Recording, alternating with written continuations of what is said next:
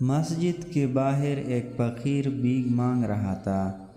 نمازی باہر نکلے اور کچھ نے اسے اتنا شرمندہ کیا کہ وہ بھاگ کر شراب خانے کے دروازے پر بیٹھ گیا۔ جو بھی شرابی نکلتا اسے کچھ نہ کچھ دیکھ کر کہتا کہ ہم تو گناہگار ہیں، شاید تیری دعا سے ہی نجات مل جائے۔ اس بات سے میں نے یہ بات سمجھ لی کہ گناہ کر کے شرمندہ ہونا نیکی کر کے تکبر کرنے سے بہتر ہے۔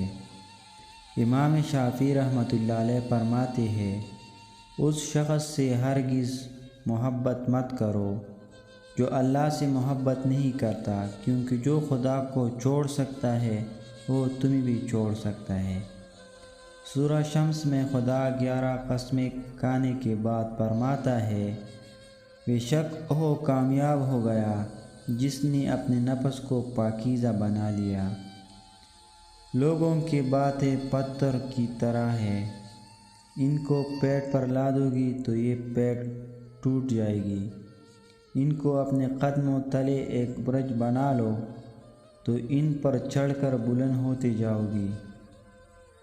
آپ کے اخلاق کی قدر بھی لوگ اس وقت کرے گی جب آپ کے پاس دولت اور طاقت ہو، غریب کتنا ہی خوش اخلاق کیوں نہ ہو، لوگ اس کی اخلاق کو اس کی کمزوری سمجھتے ہیں۔ غربت پر کبھی افسردہ نہیں ہونا چاہیے، کیونکہ یہ بھی اللہ کی ایک آزمائش ہے۔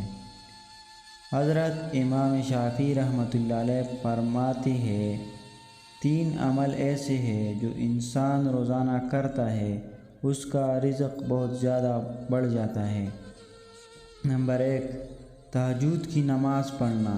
نمبر 2، کثرت سے صدقہ کرنا۔ نمبر 3، کثرت سے اللہ کا ذکر اور استغفار کرنا۔